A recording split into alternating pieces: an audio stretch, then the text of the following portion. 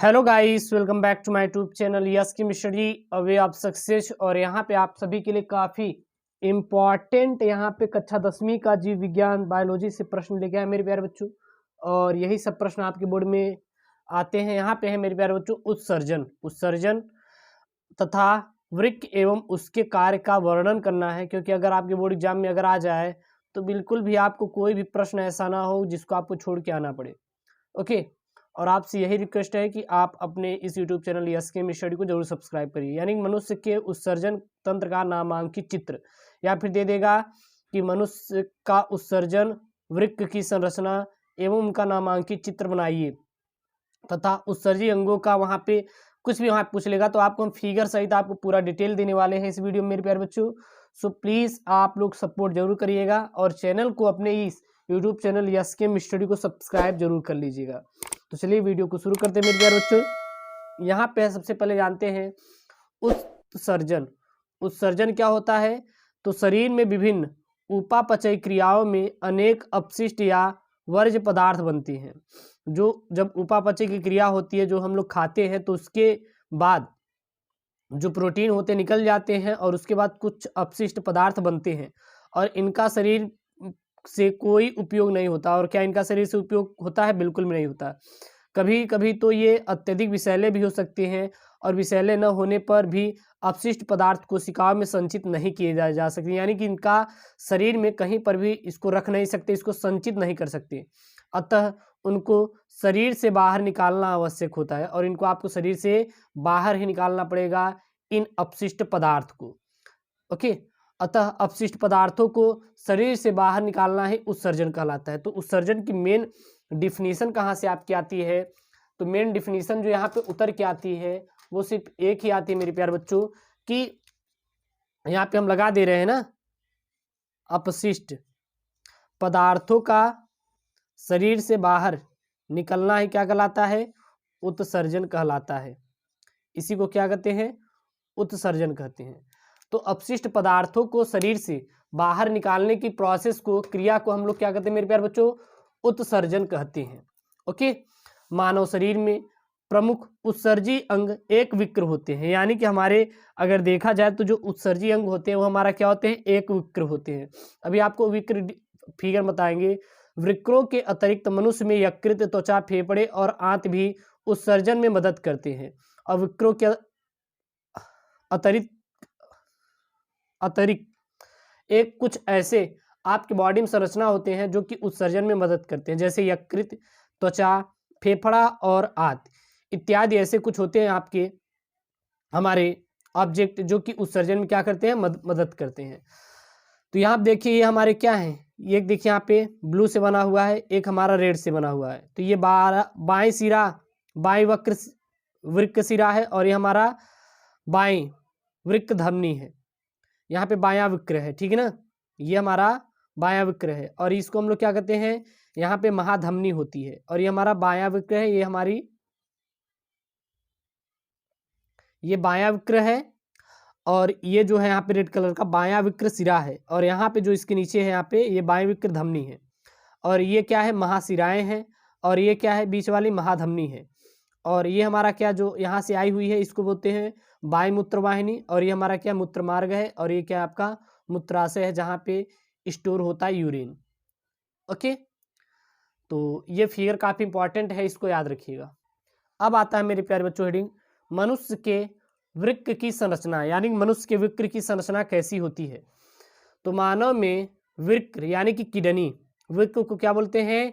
Kidney बोला जाता है। उत्सर्जन में हमारे मुख्य भूमिका कौन निभाते हैं? किडनी ही निभाती है, वृक्क ही निभाता है।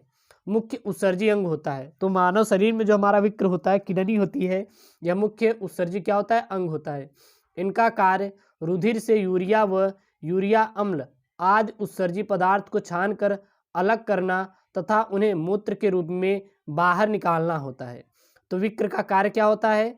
तो हमारे किडनी का जो कार्य होता है, यह हमारा मुख्य उत्सर्जी क्या होते हैं? अंग होता है। इनका कार्य सिर्फ एक होता है कि जो रुधिर से, ब्लड से यूरिया व यूरिया अम्ल आदि उत्सर्जी पदार्थों को छानना और छानकर अलग करना, और उन्हें मूत्र के रूप में क्या निकालते हैं? बाहर निकालते हैं। कुछ ये आपका क्या है? विक्र की संरचना मूत्र मार्ग की, ये इसको बोलते हैं संग्रहण नलिका होता है, और यहाँ पे जो होता है इसको बोलते हैं हम लोग आरोही अंग, यानी कि बड़ा क्रम होता है, और यहाँ पे अवरोही यानी छोटा क्रम होता है। ये जो होती है यहाँ पे होती है हमारी प्रॉक्सिमल नलिका होती है, यहाँ पे हमारा बोमेंस संपुट होता है, और यहाँ पे केसी का स्वतक होता है, और यहाँ पे विक्र की धमनी से प्रवाहित धमनी होती है यहाँ पे जो कि जुड़ी रहती है, और यहाँ पे ग्लोमेरुलस से सरल धमनी होती है।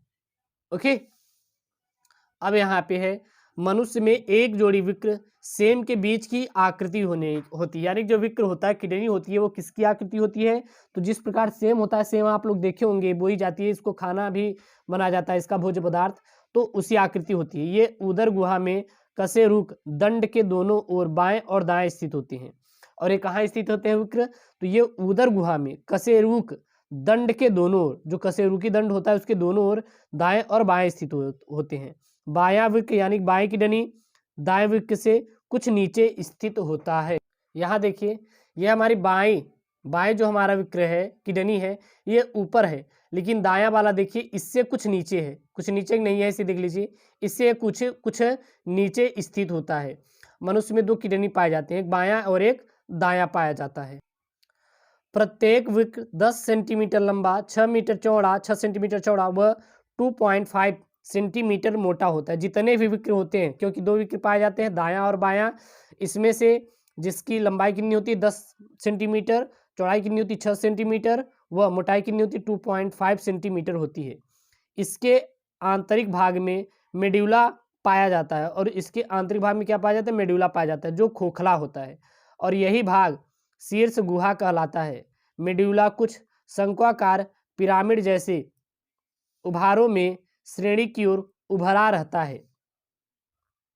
श्रेणी से मूत्रवाहिनी निकलती है, और इससे अनगिनत विक्र नलिकाएं निकलते हैं। इनके अंदर कोशिकाएं का जाल होता है, और कोशिका गुच्छ यानी कि ग्लोमेरुलस, तथा बाहर एक कप जैसा बोमेंस संपुट कहलाता है। इसके बाद नलिका को कई भागों में बांट देते हैं, और समिस्त कुंडलित नलिका, हेनले का लूप तथा दूरस्थ कुंडलित नलिका। प्रत्येक नलिका के बोमेन सम्मुट जो रुधिर कोशिकाओं का जाल फैला रहता है। अब आता है किडनी का कार्य, यानी जो विक्र का क्रियाविधि क्या होती है, इसकी क्रिया कैसे करते हैं। अब प्रोसेस आती है। तो विक्रों के प्रमुख कार्य शरीर के उत्सर्जित पदार्थों जैसे यूरिया, यूरिक अम्ल आदि को रुधिर से अलग कर मूत्र के रूप में बाहर निकालना रहता है। इसके अतिरिक्त वृक्क रुधिर में उपस्थित अतिरिक्त जल व लवणों को भी रुधिर से निकालना जल संतुलित और लवण संतुलन को बनाए रखते हैं। वृक्क नलिका की मैली पीथी कणिका में उपस्थित कोशिकाओं के जाल कोशिका गुच्छ में एक अपेक्षाकृत चौड़ी रुधिर वाहिनी में रुधिर प्रवेश करता है, और रुधिर जितना प्रवेश करता है उतना ही वह क्या निकलता है, बाहर निकलता है।